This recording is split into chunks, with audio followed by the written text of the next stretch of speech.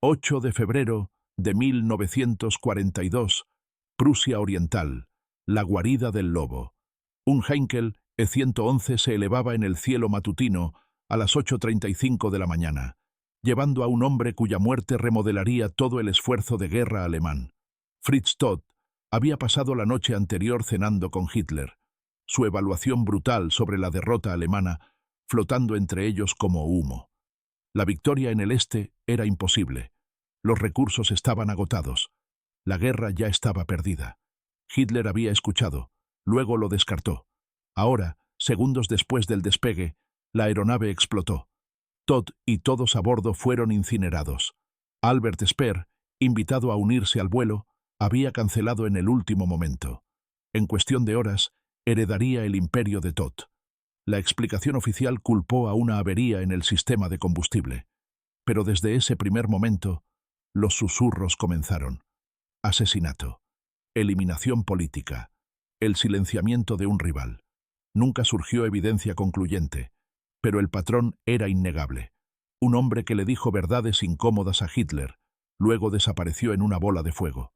Ya sea accidente o asesinato, el resultado era cierto. Fritz Todt, el ingeniero que había construido el imperio de Hitler ladrillo por búnker de hormigón, se había ido. Y la maquinaria que creó se aceleró sin él. Pero la historia de Todt no comenzó en la guarida del lobo. Comenzó en la mente precisa y ordenada de un joven obsesionado con la construcción. 4 de septiembre de 1891. Pforzheim, una pequeña ciudad industrial en el suroeste de Alemania. Hijo de un dueño de fábrica, el joven Fritz Todt creció rodeado de máquinas y la disciplina de la manufactura. Estudió ingeniería en Karlsruhe y Múnich, absorbiendo no solo conocimiento técnico, sino una filosofía, que el orden podía ser ingeniería, que el caos podía transformarse a través del diseño y la voluntad. Cuando la Primera Guerra Mundial estalló, tenía 23 años, y respondió como lo hicieron los alemanes. Infantería primero, luego observador aéreo, un rol lo suficientemente peligroso para ganarle la Cruz de Hierro.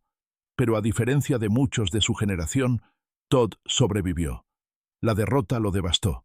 Sin embargo, a diferencia de quienes buscaban venganza, Todt buscaba reconstruir. Después de obtener su doctorado, se unió a la firma constructora Sager y Werner, diseñando túneles y carreteras de montaña. Los años 20 fueron económicamente caóticos, políticamente fracturados, espiritualmente vacíos. Todt vio oportunidad. Observó cómo los puentes se elevaban y las carreteras se alargaban. Ganó una reputación por dominio técnico y el tipo de administración afilada que hacía orden del caos. Esta era la verdadera ideología de Todt. No la política, sino la eficiencia. No la persuasión, sino la precisión. Políticamente, se alineó temprano con los nacionalsocialistas. Enero de 1922, mucho antes de la ascensión de Hitler, mucho antes de que el partido tuviera poder. Se unió a las SS en 1931, ascendiendo a través de los rangos con la misma precisión metódica que traía a la ingeniería. Para 1932, había obtenido su doctorado con una tesis sobre la durabilidad de las superficies de carreteras. Cuando los nazis tomaron el poder en 1933, su combinación de reputación técnica y membresía temprana en el partido hizo su nombramiento inevitable. Inspector general de carreteras alemanas. La Reichsautobahnen fue su obra maestra. Una vasta red de autopistas extendida por Alemania como arterias de hormigón. Cada carril perfectamente diseñado, cada curva calculada. Las autobahns eran propaganda hecha física, prueba visible de que el régimen poseía el poder de remodelar la tierra misma. Todt comandaba miles de ingenieros, trabajadores y burócratas. No los inspiraba a través del carisma, los controlaba a través de sistemas. Las autobahns se elevaban porque Todt había ingeniería no solo carreteras, sino organizaciones. Había hecho orden de la ambición. Su influencia se expandió con rapidez alarmante. Oficial técnico jefe del partido nazi. Comisionado general de la industria de la construcción. Para finales de los años 30, Todt era más que un ingeniero. Era un constructor de imperios. Pero sus ambiciones estaban cambiando. Las autopistas lo habían hecho poderoso, pero veía un desafío mayor emergiendo. Mientras Europa se movía hacia la guerra, el Reich necesitaría más que carreteras.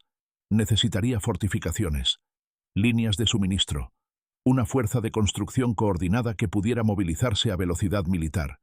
En 1938, Todt creó la respuesta, Organización Todt. Lo que emergió fue algo sin precedentes en la historia moderna. Un cuerpo de ingeniería estatal que unificaba firmas privadas, agencias estatales y servicios de trabajo paramilitar bajo una estructura de comando único. OT era oficialmente técnica. En realidad, era un ejército industrial. Ingenieros, arquitectos, contratistas y trabajadores fueron todos subordinados al control jerárquico rígido de Todt. Demandaba autoridad centralizada. Demandaba lealtad absoluta. Obtuvo ambas.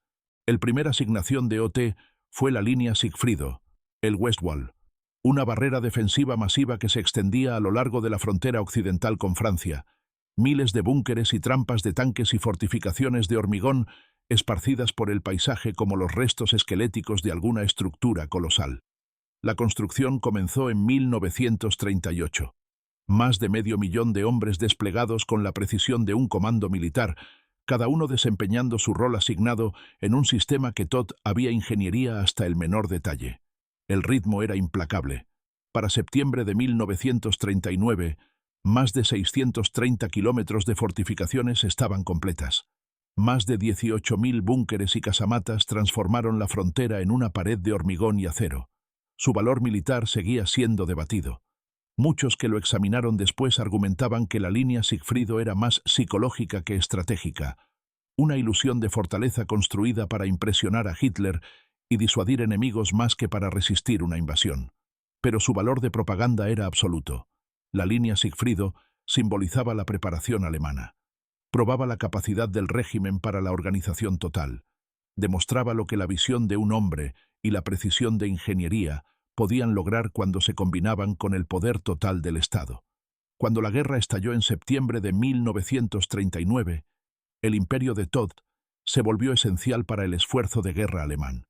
La Wehrmacht avanzó a través de Polonia, y la organización Todt la siguió de cerca, reconstruyendo puentes, reparando ferrocarriles, transformando tierra conquistada en infraestructura militar usable. La eficiencia de Todt impresionó a Hitler. El 17 de marzo de 1940, su recompensa llegó. Ministro del Reich de Armamentos y Municiones. Su alcance ahora se extendía por toda la Europa ocupada. Después de la derrota de Francia en junio de 1940, Todt dirigió la construcción de vastas fortificaciones costeras a lo largo del Atlántico, la línea atlántica. Los ingenieros de OT construyeron refugios de submarinos en Lorient y Saint-Nazaire, bases submarinas protegidas por techos de hormigón de 7 metros de espesor. Los aeródromos se elevaban, los depósitos de suministros emergían de la tierra. Las instalaciones de reparación se materializaban para mantener la Luftwaffe y la Kriegsmarine. Cada proyecto demostraba el dominio de Todt sobre la logística y su disposición absoluta de aprovechar recursos humanos masivos a cualquier costo. El costo creció drásticamente después de junio de 1941. Con la invasión de la Unión Soviética, OT se expandió hacia Europa Oriental. Allí, los ingenieros de Todt enfrentaron una demanda abrumadora: carreteras, pistas de aterrizaje, fortificaciones para mantener el avance alemán abastecido. Carretera de tránsito 4, Durchgangsstraße 4, cortaba a través de la Ucrania ocupada como una cicatriz, consumiendo decenas de miles de trabajadores. Muchos eran prisioneros de guerra, muchos eran civiles, muchos eran reclusos de campos de concentración. Bajo la organización Todt, el trabajo forzado se sistematizó. Para 1944, más de 1.300.000 personas trabajaban para OT, incluyendo cientos de miles de trabajadores extranjeros compelidos a servir. Las condiciones de trabajo eran catastróficas: largas horas, comida mínima, poco cuidado médico. La línea entre necesidad militar y explotación se había disuelto completamente. Todt ocasionalmente expresaba preocupación por la ineficiencia y la moral. Nunca cuestionó el trabajo coercitivo en sí. Su enfoque permanecía en la producción, en los resultados, en la ingeniería de una máquina de guerra que funcionaba a pesar de, o quizás por, su brutalidad. Dentro de la jerarquía nazi, la posición de Todt era poderosa y precaria. Chocaba constantemente con la burocracia económica de Göring sobre asignación de recursos. Su preferencia por soluciones de ingeniería práctica a menudo chocaba con la grandiosidad ideológica. Para 1941, contemporáneos afirmaban que se había desencantado. Supuestamente advirtió a Hitler que la victoria en el este era imposible sin terminar el conflicto o reestructurar fundamentalmente la producción. Su relación con Hitler, una vez construida sobre respeto mutuo, había comenzado a tensarse. Sus advertencias crecientes lo hacían peligroso. Su influencia lo hacía un blanco.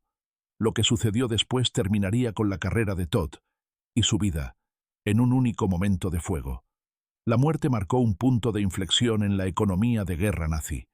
Bajo Speer, la organización Todt se volvió aún más grande, aún más brutalmente eficiente. El trabajo forzado se expandió dramáticamente. Los sitios de lanzamiento de armas consumían trabajadores. Las fábricas de armamentos subterráneas en Mittelbau-Dora se expandieron. Los refugios antiaéreos y búnkeres proliferaron por todo el Reich. El sistema que Todt había creado se aceleró sin él. Después de 1942, el nombre de Todt se desvaneció de la conciencia pública, eclipsado por la posterior prominencia de Speer. La organización Todt misma fue declarada una organización criminal por su papel en la explotación del trabajo forzado, aunque pocos de sus líderes enfrentaron enjuiciamiento. La responsabilidad moral de su fundador permanece enigmática. Algunos biógrafos retratan a Todt como un tecnócrata dedicado al progreso y al orden, apolítico, un ingeniero que servía su oficio sobre todo lo demás. Otros argumentan que su trabajo permitió al régimen librar guerra agresiva e institucionalizar la coerción a escala industrial. Las autobahns aún cruzan la Alemania moderna. Recordatorios silenciosos. Evidencia física de cómo el progreso puede servir al poder, cómo la ingeniería puede ser armaizada, cómo la eficiencia puede convertirse en mal. Para los historiadores, el legado de Fritz Todt plantea una pregunta que resuena más allá de su era. ¿Puede la tecnología ser alguna vez neutral bajo la tiranía? ¿Puede un ingeniero reclamar inocencia cuando sus diseños permiten la opresión? La respuesta no yace en las ruinas de Berlín, sino en las estructuras que Todt construyó. Permanecen, funcionan, testifican a una verdad fundamental, que las armas más devastadoras no siempre son armas en absoluto, sino los sistemas y organizaciones que hacen posible la tiranía. Todt descubrió esta realidad y lo destruyó, ya sea por accidente o por designio, ya sea por avería de combustible o por asesinato. Fritz Todt aprendió que en la maquinaria de la dictadura, incluso el ingeniero que la construye puede volverse desechable.